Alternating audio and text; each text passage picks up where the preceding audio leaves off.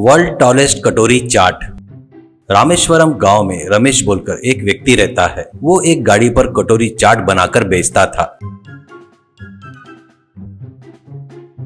छोटे छोटे कटोरियों को मैदे का आटा लगाकर उन कटोरियों को तेल में डालता था। वो तेल में अच्छे से फ्राई होने के बाद वो कटोरियों को अलग करके उस तले हुए मैदे के कटोरी में चाट मसाला डालकर आने वाले को देता था। वो बहुत ही टेस्टी है बोलकर उस गांव के ही नहीं पड़ोस के गांव के लोग भी आकर वहां पर खाते थे। उसी गांव में जनार्दन बोलकर एक बड़ा लड़का रहता है। जनार्दन बहुत अच्छा था। उसके माँ बाप के साथ शादी की उम्र की बहन भी थी। उसके बहन की शादी के लिए पैसे कैसे कमाना पता नहीं रहने से पिताजी हमेशा परेशान होते रहते हैं। उसमें जनार्दन की किस्मत बोले तो बहुत अच्छी थी। वो जो भी काम करता था उसमें सक्सेस होता था। वो कौन सी है बताते हैं तो एक दिन जनार्दन एक सिनेमा हॉल के पास आता है। वहां पर सिनेमा हॉल का गेट बंद था। हाउसफुल का बोर्ड भी लगा था। वो अरे यार मेरे फेवरेट हीरो की फिल्म ही रिलीज के दिन नहीं देख पा रहा हूँ। पैसे रहते तो मॉर्निंग शो देखता था। क्या करेंगे, सब उस भगवान की लीला है करके सोचता है। इतने में एक कार आकर वहां पर रुकती है। उसमें एक आदमी, अरे ब्रदर सुदर्शन थिएटर यही है क्या, ऐसा कहता है। तो जनार्दन, हाँ जी यही सुदर्शन थिएटर है। सिनेमा देखने आए हो क्या? हाउसफुल का बोर्ड लगा है ना भाई, टिकट खत्म हो गई है, ऐसा कहता है। वो ये मेरे पिताजी के दोस्त का थिएटर है। मैं अमेरिका से छुट्टी में यहाँ पर आया हूँ। थिएटर वाले अंकल को मैं आते तक शो शुरू नहीं करना करके बोला था। आप फ्री है तो मेरे साथ फिल्म देखोगे क्या? मुझे अकेले देखना थोड़ा बोर लगता है यार। मेरे पास एक्स्ट्रा टिकट है, ऐसे कहता है। तो जनार्दन के खुशी का ठिकाना ही नहीं रहता। वो तुरंत कार में चढ़ जाता है। कार को देखकर सिक्योरिटी सैल्यूट मारकर गेट ओपन करते हैं और सर आप आ रहे हो करके मालिक ने फोन करके बताए। अंदर अभी तक शो शुरू नहीं किए हैं। लोग बहुत चिल्ला रहे हैं, आप जल्दी जाइए सर, ऐसा कहता है। वो सुनकर जनार्दन चौंक जाता है। ऐसे फिल्म खत्म होने के बाद वो जनार्दन को रमेश की गाड़ी के पास लाकर कटोरी चाट दिलवाकर खुद भी खाकर जनार्दन को उसके घर पर छोड़कर चला गया। और एक बार जनार्दन के दोस्त सब लोग मिलकर अमरनाथ की यात्रा पर जाते हैं। वहां पर वो सब लोग एक रूम लेकर रहते हैं। सुबह उठकर देखते हैं तो जनार्दन को बहुत बुखार आकर था। जनार्दन, मैं नहीं आ सकता रे, बुखार में बहुत बदन दर्द हो रहा है। मेरी किस्मत खराब है, तुम लोग जाकर आओ। उस अमरनाथ ने मेरे ऊपर दया नहीं आई शायद, ऐसा कहता है। ऐसे सभी दोस्त गधे के ऊपर चढ़कर पहाड़ी चढ़ते हुए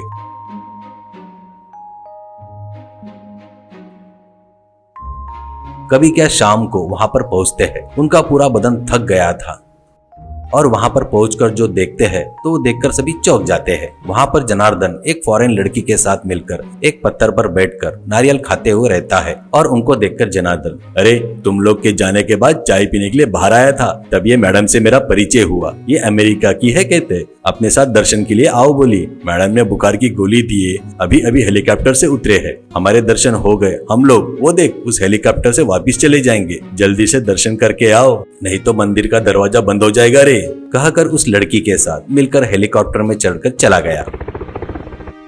वो तीनों दोस्त का सिर चकराकर गिर जाते हैं। वैसी किस्मत उसके आजू बाजू वाईफाई के जैसे हमेशा घूमते रहती है। ऐसे ही रहते हुए एक दिन शादी का रिश्ता जोड़ने वाला ब्रोकर आकर जनार्दन के पिताजी से, अरे बाबूजी उस दिन बच्ची को देख कर गए थे ना, वो लड़का शादी के लिए ओके बोल दिया है। दहेज भी नहीं चाहिए पर शादी बड़े धूमधाम से चाहिए उन लोगों को। आप लोगों का क्या कहना है मुझे 2 दिन में बताओ। अच्छा रिश्ता है बाबू, छोड़ना नहीं, कहकर चला गया।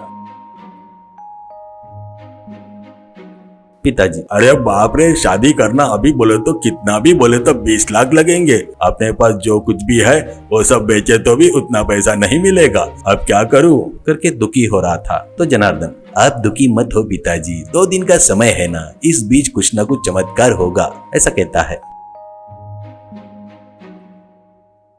अगले दिन वो रमेश के गाड़ी के पास आकर कटोरी चाट खा रहा था। तो तभी उसके पाँव को कोई खुजा रहा है ऐसे लगता है। वो नीचे देखता है तो नीचे एक लिलीपुट खड़ा था। जनार्दन झुककर उसको हाथ में लेता है। वो, भैया मेरा नाम बमचिक बबलू है, हमारा बोना देश है। आप मेरी मदद किए तो आपको बहुत सारा सोना दूंगा, ऐसा कहता है। जनार्दन, मैं तुम्हारी मदद करूँ क्या? क्या करना है करके पूछता है। तो वो, थोड़ा बाजू में आओ बात करेंगे, ऐसा कहता है।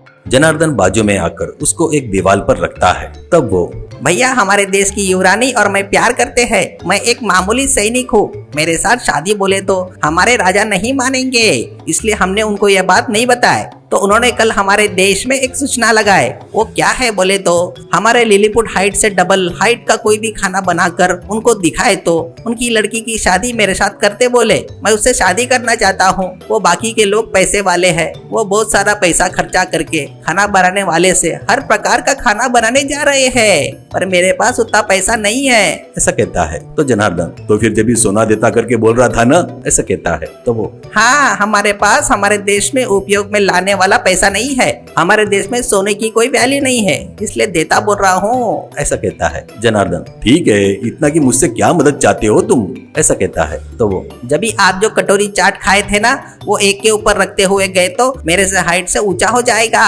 तब मैं चैलेंज जीतकर युवरानी से शादी कर सकता हूँ। पर वो सब खरीदने के लिए मेरे पास पैसा नहीं है। आपको खरीद कर देकर मेरी मदद करो, ऐसा कहता है। जनार्दन, ये तेरी शादी का प्रॉब्लम है तो मुझे मेरी बहन की शादी का प्रॉब्लम है, ठीक है, वैसा ही होने दे। वो चैलेंज कब है और मैं कहाँ पर आऊँ, ऐसा कहता है। वो पूरा सब कुछ बताकर चला जाता है। चैलेंज के एक दिन पहले जनार्दन एक टोकने भरकर कटोरी चाट भरकर बोना देश आकर वहां पर बमचिक बबलू से मिलकर एक जगह पर उसको एक के ऊपर एक रखता है। वो बबलू से भी बहुत ऊंचा हो गया देखकर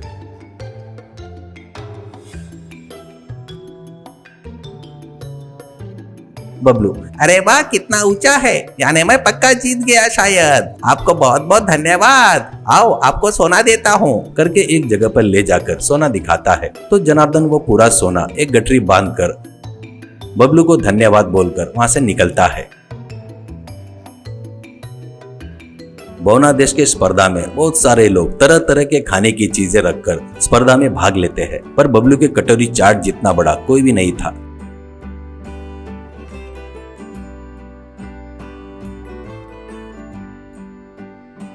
इससे राजा बबलू को अपनी लड़की देकर शादी करने का निश्चय किए कर लोगों के सामने कहता है।